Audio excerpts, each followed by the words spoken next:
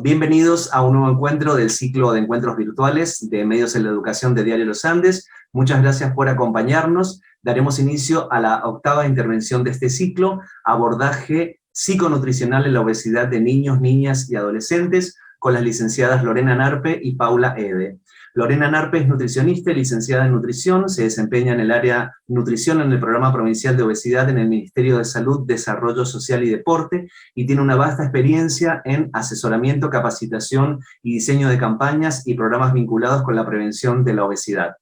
Paula Ede es licenciada y profesora en psicología, se desempeña en la Dirección de Orientación y Apoyo Interdisciplinario a las Trayectorias Escolares de la Dirección General de Escuelas, en diagnóstico, orientación parental, gestión de talleres preventivos para padres, alumnos, docentes y articulación con diferentes organismos estatales, como también en apoyo y orientación a miembros de instituciones educativas desde un enfoque de salud mental y derechos. El próximo encuentro, ya el último de 2021, será el jueves 18 de noviembre con el licenciado Gonzalo Bengochea, con su intervención 10 ideas para pensar la educación que viene. Tenemos el chat abierto para que ustedes manifiesten sus inquietudes mientras se desarrolla la intervención de Lorena y de Paula. Ya hemos puesto también en el chat el enlace de la nota que se publicó el lunes y el enlace del canal de YouTube para que ustedes lo puedan ver nuevamente a este encuentro, así como los de 2021 y los de 2020. Paula y Lorena ya están conectadas, les damos la bienvenida y un agradecimiento por su tiempo, por sus saberes y por compartir con esta comunidad de gente que queremos aprender sobre este tema. Buenas tardes, bienvenidas, y ya están por ahí, así que bueno, cuando ustedes quieran comenzamos. Una alegría poder compartir esta temática, espero que les guste, y bueno, como dijo recién Ale, que cualquier duda al final de nuestra charla vamos a responder. Y también muy agradecida del espacio para poder hablar de un tema tan importante como este que nos convoca hoy.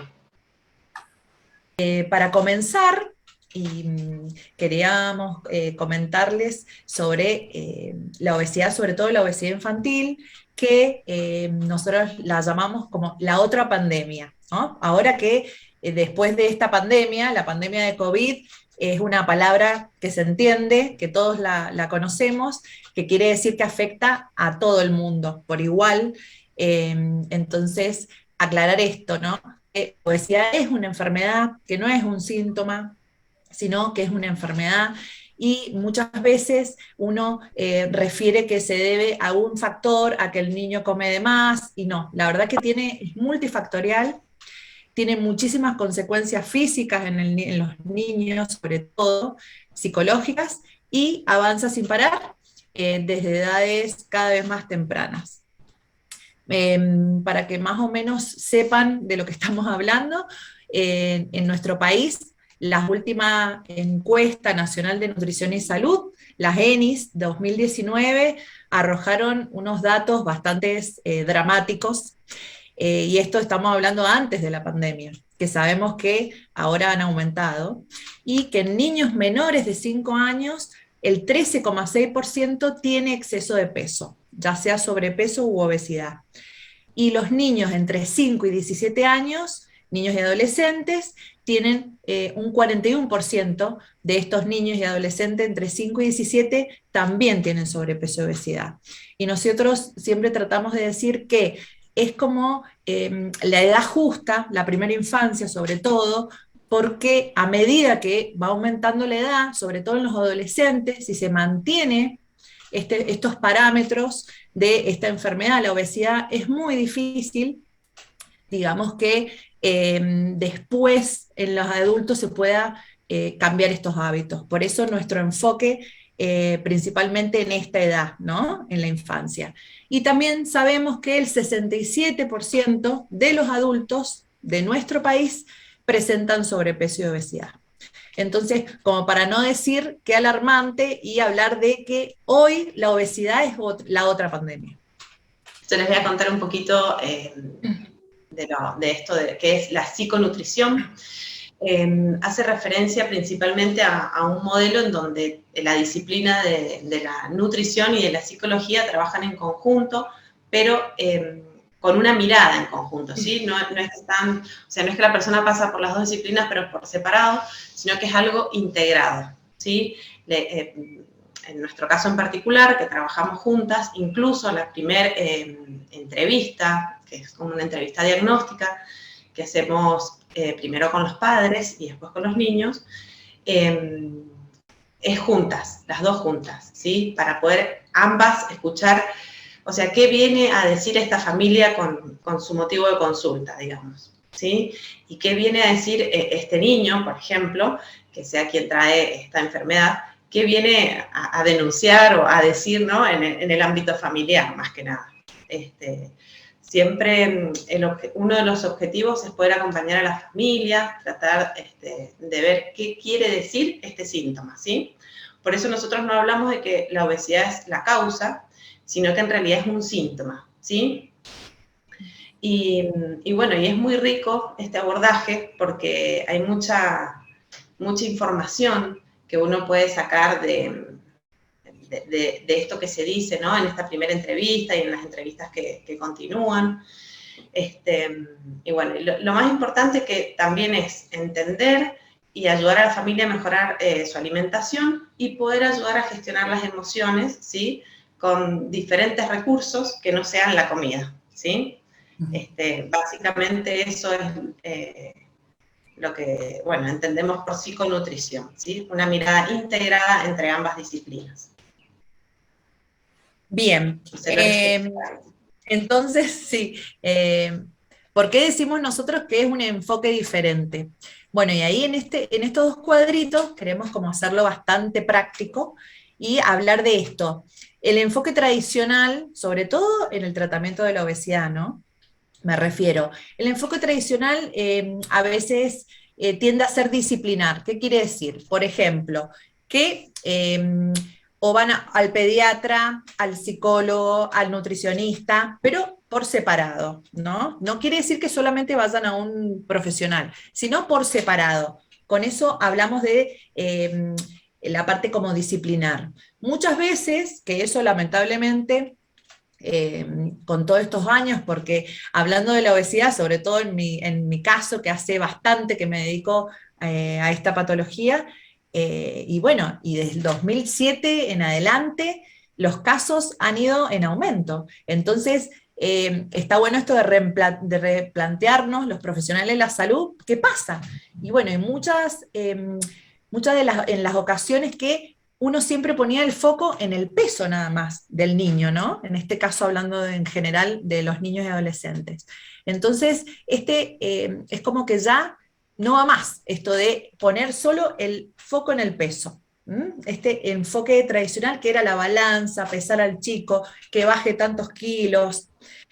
Y con respecto también el tema de la dieta. O sea, igual, el tema de decir, bueno, un niño con obesidad o con sobrepeso, pingui, el niño solamente tiene que hacer dieta, restricción.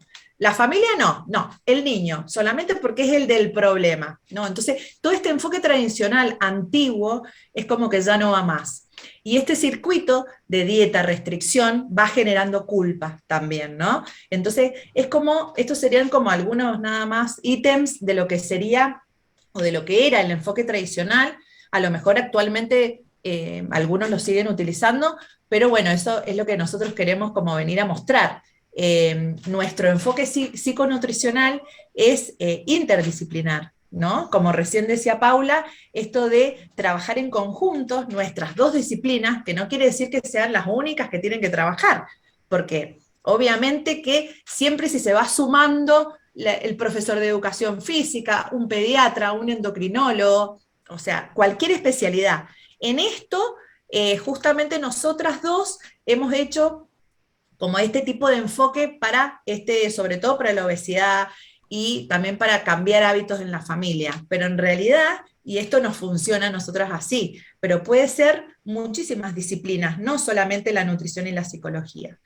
Bueno, esto de la mirada integral, de que en una primera sesión o en la primera entrevista estemos las dos observando cada uno de nuestra disciplina, y es mucho más rico, digamos, que la forma de escuchar al consultante, a la persona que viene, Y bueno, con respecto a la alimentación consciente también, que eso ya lo vamos a ir hablando más adelante, qué significa, que no habla de dieta, no hablamos de restricción, todo lo contrario, y menos en un niño, ¿no?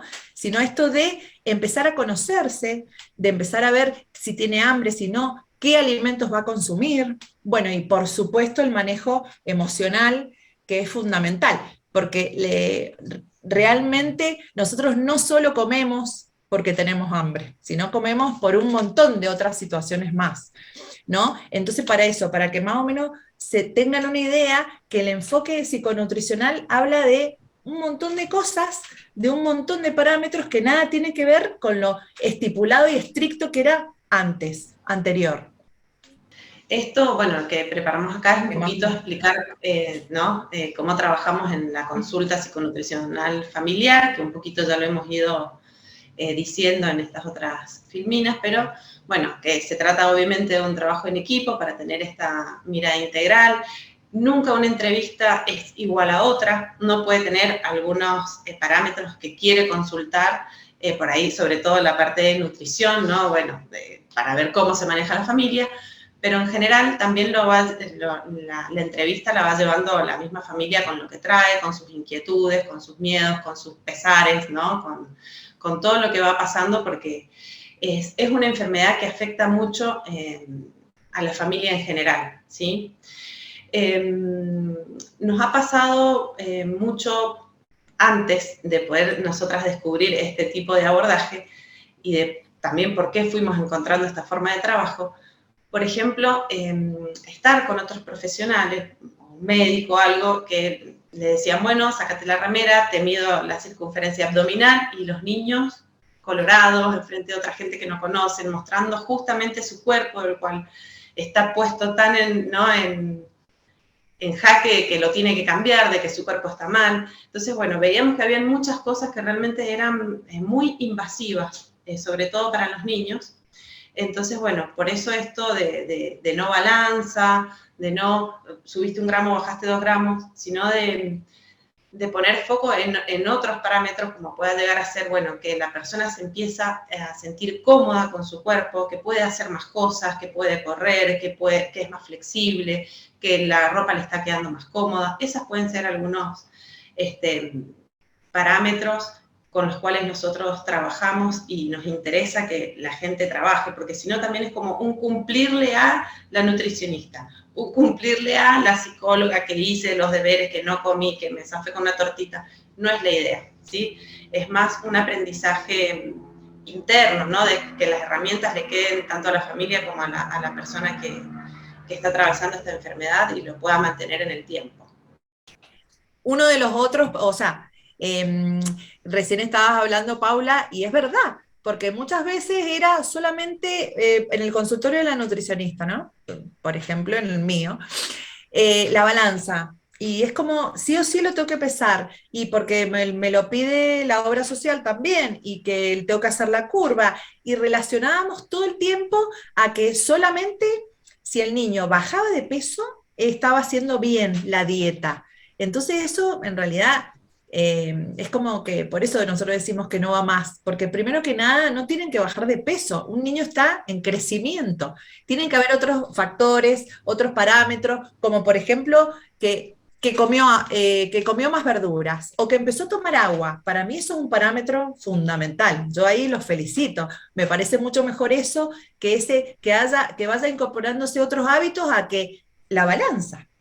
Bueno, y con respecto al hambre, Pauli. Bueno, pusimos así bien en grande, ¿no? ¿Qué es el hambre? En reglas generales, digamos, es una sensación. ¿Qué nos indica? Una necesidad de alimento, ¿sí? El combustible para poder andar, para poder estar. Pero bueno, esto no es tan fácil, no es tan sencillo, no se discrimina tan fácilmente, mucho menos en nuestra cultura occidental, donde tenemos esta cultura del consumo como muy presente, nos invaden por todas partes, ¿no? Alimentos ultraprocesados, que si tomamos tal cosa vamos a tener buenos momentos, si comemos tal otra cosa la vamos a pasar re bien. Cosas que nos van envolviendo y nos van confundiendo. Entonces, de alguna manera también hay manifestaciones que nosotros tenemos físicamente, que son las emociones, ¿sí? Y que muchas veces para poder calmarlas, o consolarlas, o silenciarlas, acudimos en una de las opciones que tenemos a la comida, ¿sí? Otra gente puede ser, bueno, con otro tipo de sustancias, o puede ser, ¿no? Con, no sé, drogas, o cualquier otra cosa. En este caso estamos hablando de que tratamos de silenciar o consolar una emoción que nos invade a través de la comida. En este caso, nosotros estamos hablando que esto sería un hambre de, por ejemplo, compañía, necesidad de afecto o tranquilidad, relajación, o sea, necesidad de relajación, de tener seguridad en uno mismo, del sentido en nuestras propias vidas, digamos. Es como muy amplio por dónde pueden venir estas emociones que nos invaden, pero lo importante es también poder reconocerlas, ¿sí? Reconocer primero, o sea, parar un segundo y poder entender, ¿estoy teniendo hambre real o en realidad estoy teniendo un hambre de afecto, de nervios, de angustia, ¿no?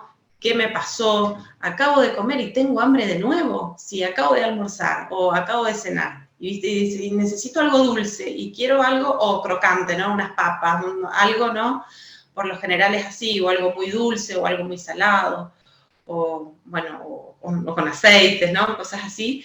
Por lo general es el tipo de alimento a lo que nos llama. Bueno, acá hicimos, como para que sea bastante gráfico, un pequeño cuadrito con algunas diferencias entre lo que podemos considerar el hambre real y el hambre emocional, y algunas pequeñas, como para que también les queden a ustedes y les sirva, cuáles son algunas pequeñas diferencias entre ambos, ¿sí? Por ejemplo, el hambre real, ¿qué pasa? Empieza a aparecer de a poco, ¿no? Nos empezamos a dar cuenta, me parece que tengo un poco de hambre.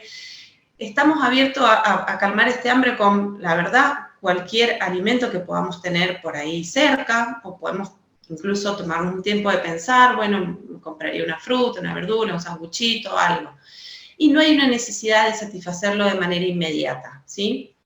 Y cuando hemos comido, digamos, cuando comemos, después nos sentimos satisfechos y nos sentimos bien, ¿sí? ¿Cuál es la gran diferencia con el hambre emocional? El hambre emocional es ese que aparece bruscamente, de forma repentina, ¿sí? Donde por lo general es un antojo por un determinado alimento, esto que decía yo recién, en reglas generales, o algo muy dulce, helado, chocolate, no sé, galletitas. Empiezo por una y hasta que no termino el paquete difícilmente pueda parar.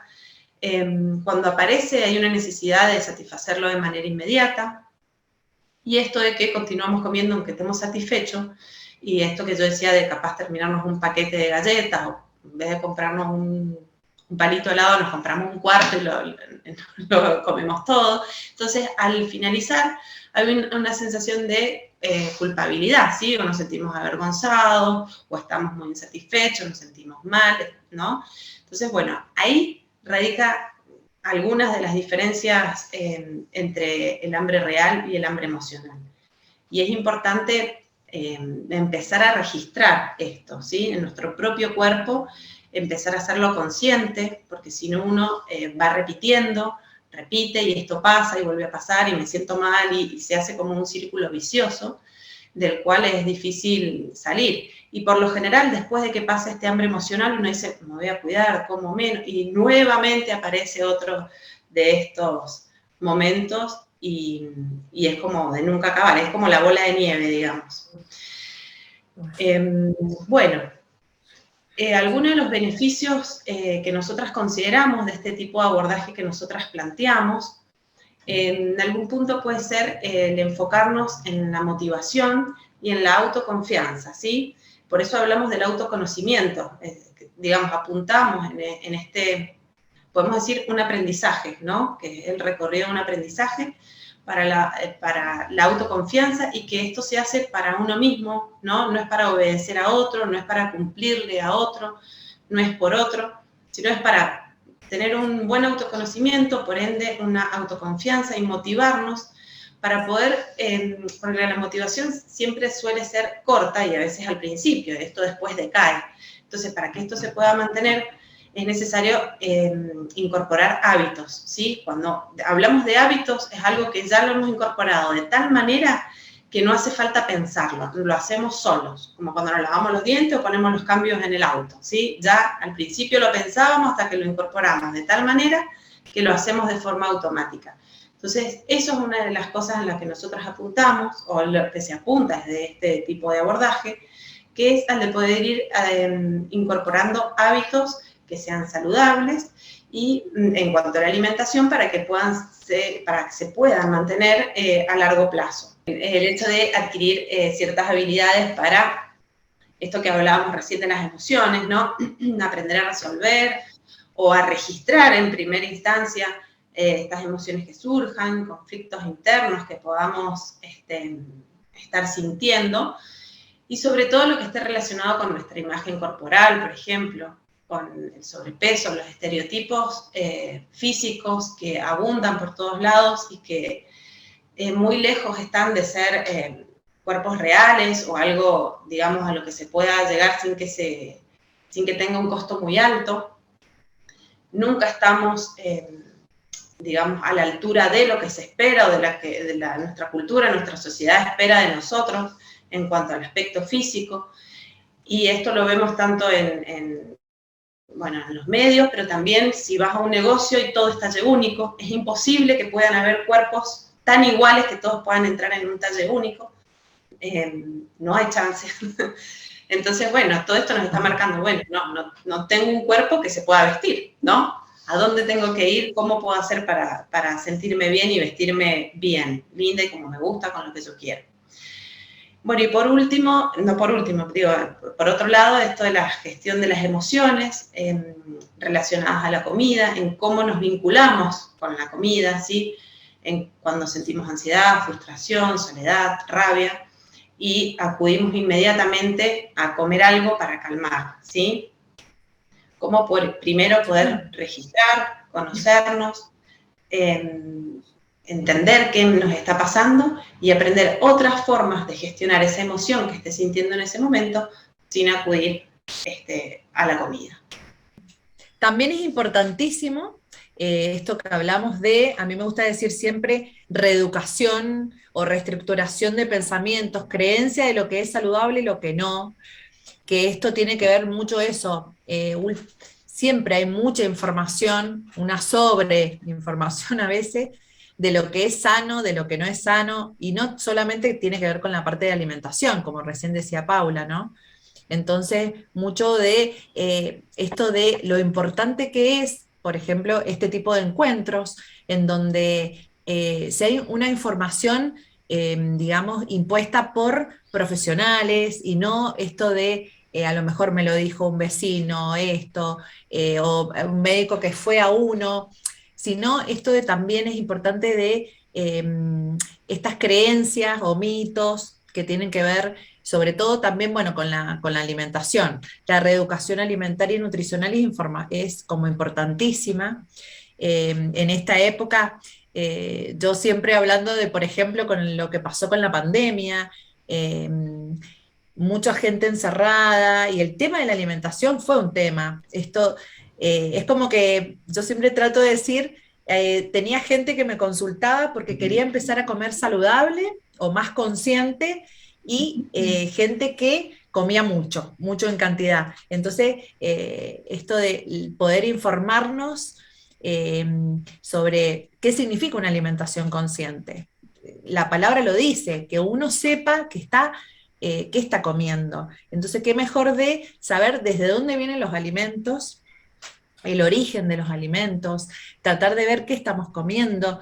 Recién hablábamos el tema de, por ejemplo, alimentos como los ultraprocesados, que muchas veces el paquete dice papas fritas, y lo que menos tiene es papa, o sea, la verdura, ¿no? Entonces, qué bueno que está esto de poder conocer los consumidores, que sepan lo que estamos comiendo, ¿no? Que sepa también que la palabra ya dieta, restricción no va más. Entonces, qué bueno esto que pueda hablarse en la familia, de los papás que sepan qué están comprando para sus hijos, ¿no? Esto de crear como entornos más saludables en el hogar. tener una mirada más amable sobre las dificultades relacionadas a la alimentación. Bueno, es fundamental, sobre todo nosotros lo hemos visto en la atención a las familias que vienen, escucharlos y tratar de acordar una alimentación, sino no imponer, usted tiene que comer esto, no, sino acordar, aparte del trato amable, sino escuchar y observar a ver qué vienen, qué dudas tienen en cuanto a la alimentación y a todo lo que genera este entorno, ¿no? Entonces, es como que este tipo de abordaje tiene una forma más de llegar a un acuerdo, por eso que tiende como objetivo al cambio de hábitos o a mejorar hábitos a lo largo, digamos, como que duren en el tiempo. Eso es como fundamental. Bueno, y acá les queríamos mostrar, hablando esto de la información y de conocer los alimentos, la importancia que tiene para nosotros el tema de hacer talleres vivenciales o el grupo, ¿no? El grupo como abordaje, el grupo en niños, en adolescentes. Bueno, con respecto a esto de la pospandemia, tuvimos que achicar el número de participantes, pero bueno, volver a esto, a algo básico, a que conozcan alimentos. Bueno, esas fotitos son de un taller sensorial que hicimos en donde expusimos frutas, verduras, cortaditas, y bueno, y ellos tenían que decir qué sentían cuando lo comían, si lo habían probado o no, y bueno, y la verdad que es como un ámbito que es básico porque es conocer los alimentos que ellos van a consumir y es como que ellos ya los empiezan a involucrar de otra forma en lo que es la alimentación. El conocer, el saber, nos da libertad de elecciones, ¿sí? Es probar, volver a probar. Muchas veces los colores de algunas verduras no son súper llamativos, pero después uno los prueba. Entonces, bueno, eso intentábamos en estos grupos, a ver quién se animaba a probar algo diferente, si alguien lo había probado y no le gustaba, teniendo en cuenta, no sé, texturas, porque, digamos, dentro del sabor tenemos estos sabores, texturas, colores, olores, entonces, bueno, aromas. Nos parece muy importante, sobre todo en niños, para que ellos tengan herramientas propias, que puedan decir en la casa de repente, quiero llevarme de merienda frutillas, quiero llevar no sé, al club una manzana, porque lo probó, porque lo conoce, porque es limpio, no tiene envoltorio, no nada, o sea, es muy sencillo, así que esa es la idea, ¿no? También brindarle herramientas a los niños para que puedan a veces romper estructuras familiares que vienen de generación en generación, ¿no? O esto de, estás muy flaquita, come más, o estás muy gordita, no come más. Siempre hay como mandatos que hay que ir como cortando y descubrir la propia forma de alimentarse. Algo que nos pusimos nosotras a pensar un poquito cuando nos convocaron a este seminario, nos parecía, bueno, ¿qué de este abordaje nos parece que está bueno? En general, la mayoría son docentes, creemos que es así. Entonces, bueno, nos parecía importante pensar algunos puntos, ¿no? que pudiéramos ir resaltando, ¿sí? Entonces, pensábamos que quien padece esta enfermedad, la obesidad, es un sujeto que sufre, ¿sí? Y por lo general suelen ser foco u objeto de agresiones, de burlas, ¿no? Realmente son personas que la pasan mal con esta enfermedad. Y la sociedad en general, como el que es gordo o el que no cuadra, el que es diferente, ¿no? Suele ser o expulsado o señalado. Entonces, bueno, entender por lo menos, nos parecía importante que se entendiera que quien padece obesidad es un sujeto que sufre, ¿sí? Por otra parte, ¿no? Los docentes, quienes trabajan tantas horas con los niños, con sus cabecitas, que son referentes tan importantes para los niños, lo que un docente dice, ¿no? Por lo general, me dijo la seño, me dijo el profe, entonces llega como muy directo, ¿no? A los niños, es una palabra muy autorizada, es poder transmitir, ¿no?, a los niños la importancia de no opinar sobre el cuerpo del otro, ¿sí? De no hacer referencias al cuerpo del otro. Estás flaco, estás gordo, sos alto, sos bajo, ¿sí? Cada uno es como es, todos somos diferentes, ¿sí? Esa es como la premisa, que no hay nadie igual a otro. Y en esto de ser todos diferentes, digamos, algo en común que nos une, ¿sí? Después otra cosa que pensábamos esto, que hay muchos mitos que giran alrededor, ¿no?, del gordo, lo digo entre comillas. Pusimos uno, o una forma que dicen, el gordo o gorda es porque quiere, ¿no? Si no, le aflojaría los postres, si no se cuidaría, es un dejado, no le pone voluntad, no tiene ganas. Y la verdad que no es así. Es muy difícil para una persona que padece obesidad, va mucho más allá de la voluntad, digamos, como cuando Lore lo dijo al principio, es una enfermedad multifactorial, así que hay muchas cosas que se ponen en juego, y por lo general muchas cosas a nivel psicológico, ¿sí? Y vincular, ya sea con cuestiones familiares, o de la propia persona, de la personalidad, de la autoestima. Entonces realmente es muy difícil. Es muy difícil para la persona con obesidad ser objeto de estos comentarios o que sea juzgado de esta manera, ¿sí? Algo más, bueno, esto de dejar de utilizar por ahí la palabra gordo como un apodo despectivo, que es como súper común todavía, desgraciadamente, ¿no? Usar este apodo de forma para no sé, hacer algo despectivo hacia otra persona. Y por último, esto de abandonar la idea de que a una persona la define, por ejemplo, su aspecto físico, ¿sí? Alguien que padece obesidad no es obeso, sino que tiene obesidad, es una circunstancia en su vida, ¿sí? Y a una persona la definen muchas otras cosas, como su forma de ser, su personalidad, ¿no? No su enfermedad, sino uno debería...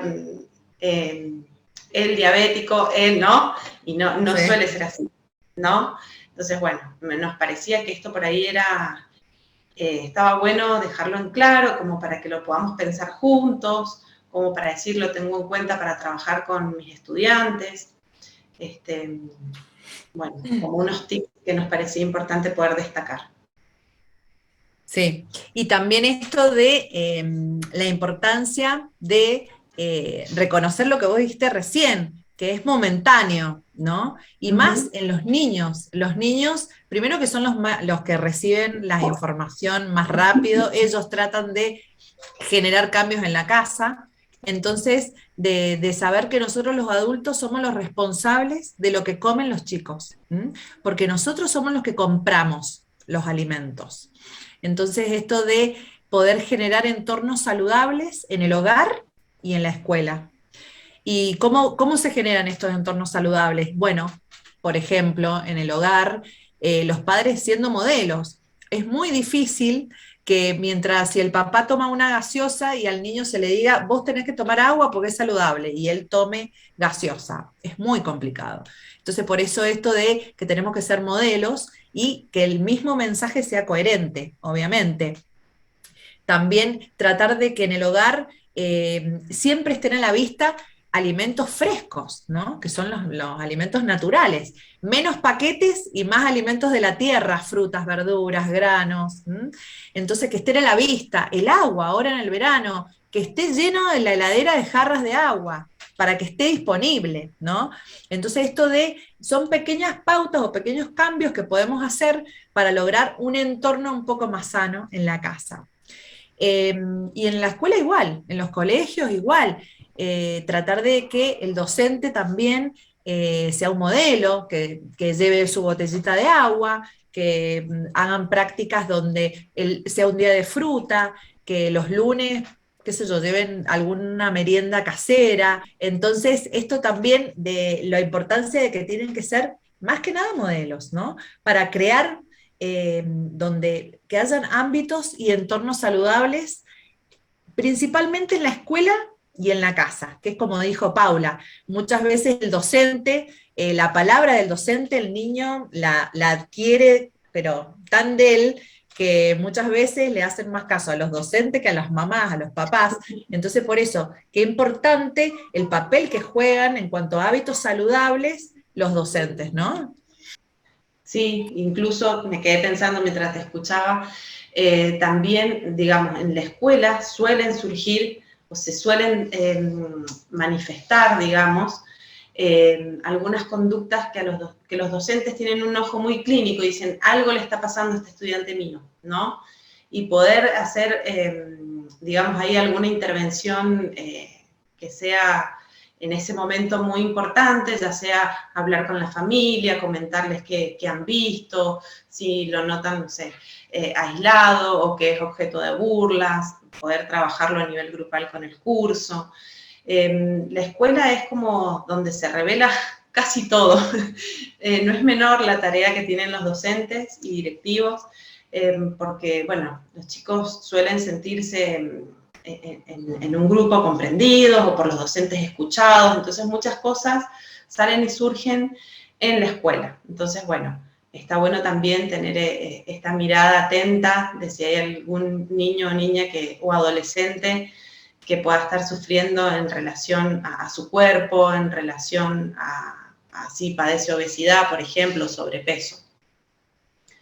Creo que es muy importante.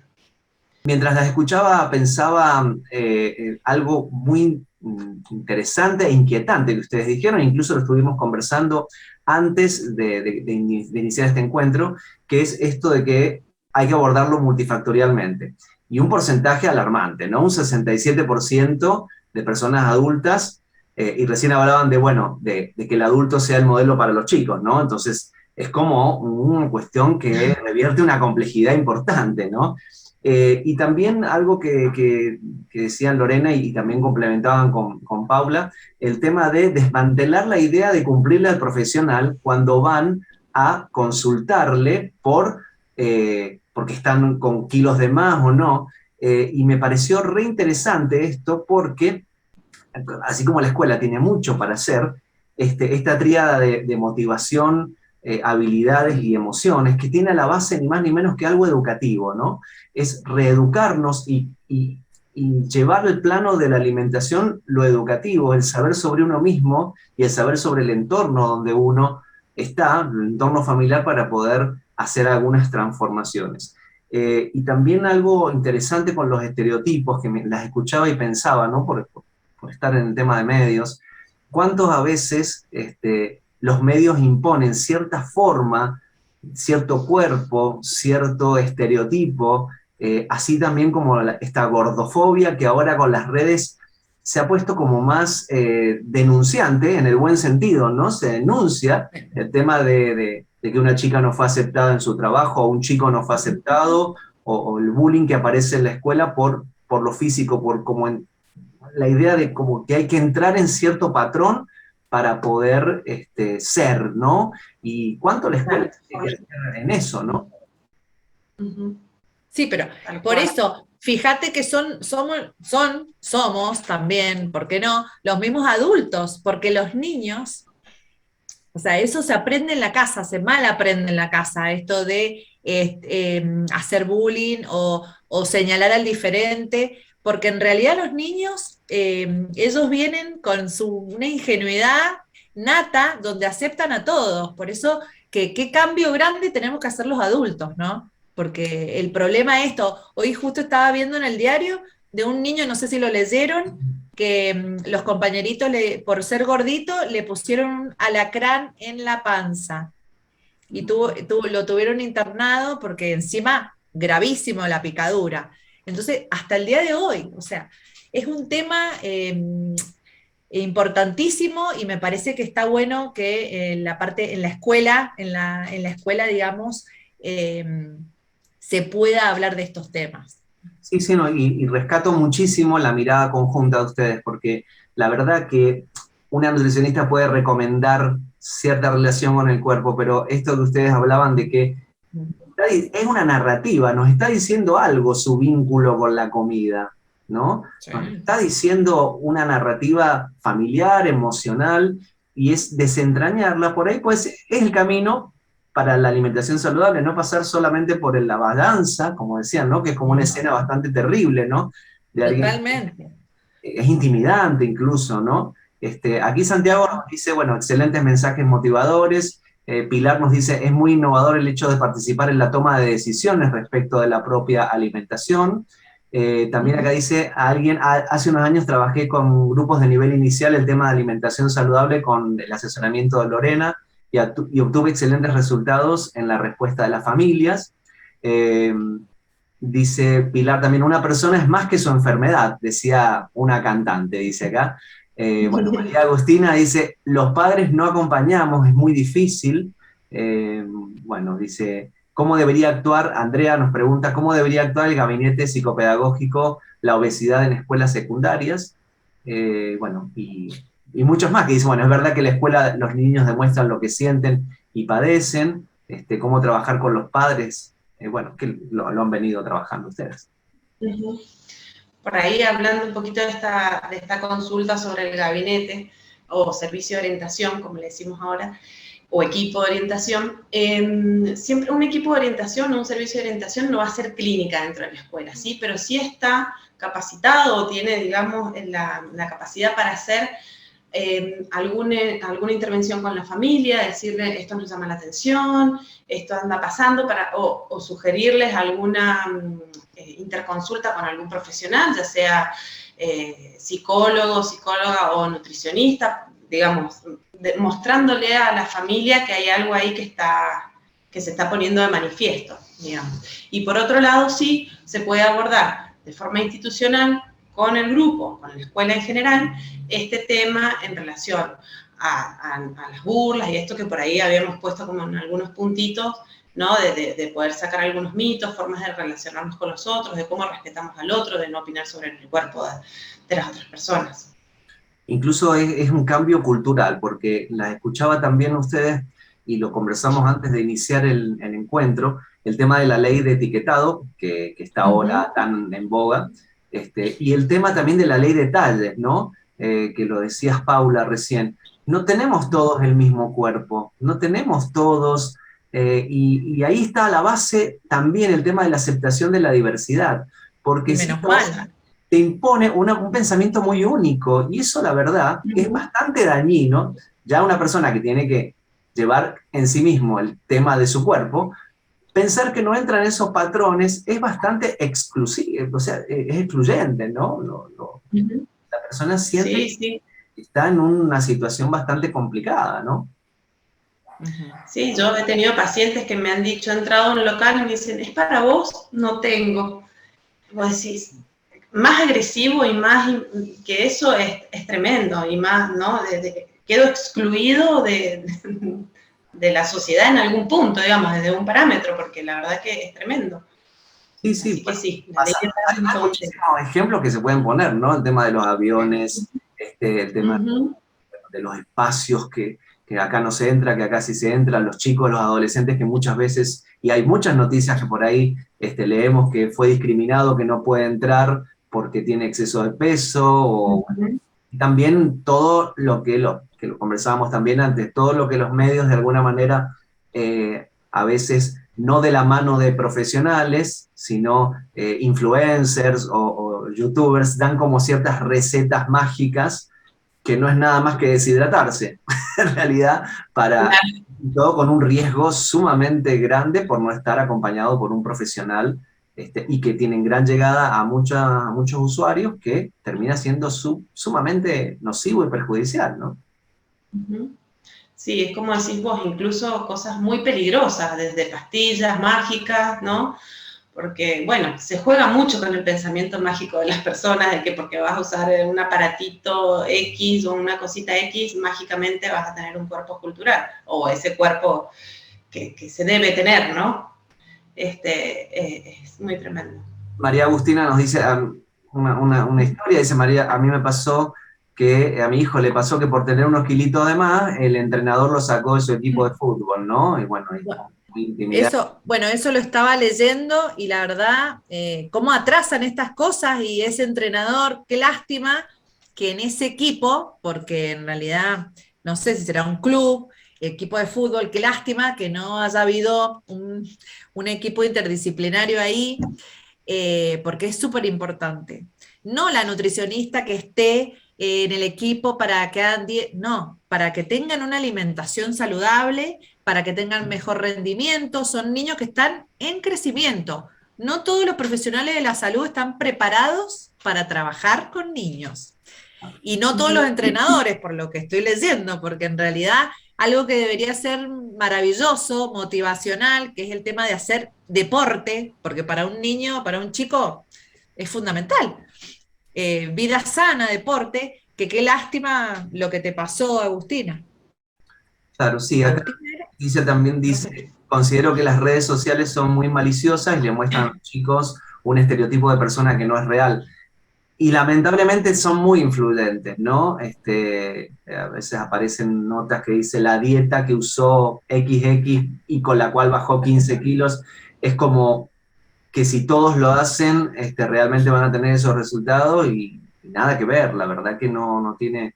Pero bueno, a la base de todo esto tan interesante que ustedes han traído, está el tema de la educación, ¿no? Esto es un conocimiento a partir de uno mismo, de sus posibilidades, de sus limitaciones y la importancia del rol adulto para acompañar justamente estos déficits que puedan aparecer en esos discursos engañosos. Me encantó esto que trajeron del hambre emocional y el hambre real, ¿no?